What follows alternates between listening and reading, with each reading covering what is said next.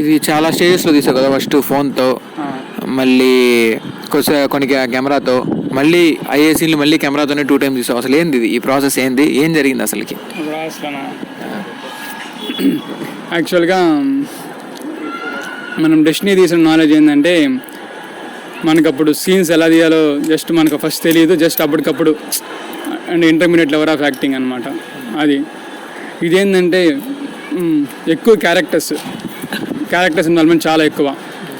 అక్కడ దాంట్లో 3-4 క్యారెక్టర్స్తో కంప్లీట్ అయిపోయే స్క్రిప్ట్ అది.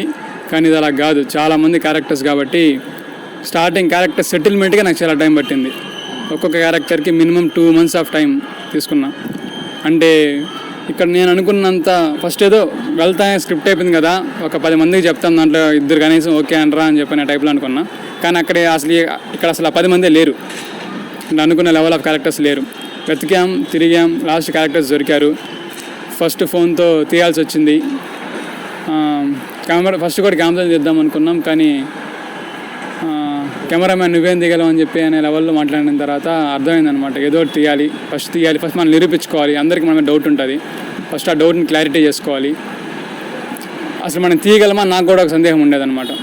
నేను డైరెక్షన్ చేయగలనా, అసలు నేను డైరెక్టర్గా పనికొస్తానా, అసలు నేను అనుకున్నవన్నీ తీయగలనా, అసలు నాకే వేరేలాగా అనిపించింది. ఏంది, నేను డైరెక్ట్ చేస్తానా, నేను యాక్ట్ చేస్తానా, నేను ఎడిట్ చేస్తానా, అన్నీ నేనే చేస్తాను అనే ఒక ప్రాసెస్ స్టార్ట్ అయింది. ఆఫ్టర్ ఫోన్తో తీసాక మళ్ళీ వెళ్ళి అనుకోని విధంగా కలిసాం, మళ్ళీ ఇద్దరం స్ట్రేంజర్స్ లాగా.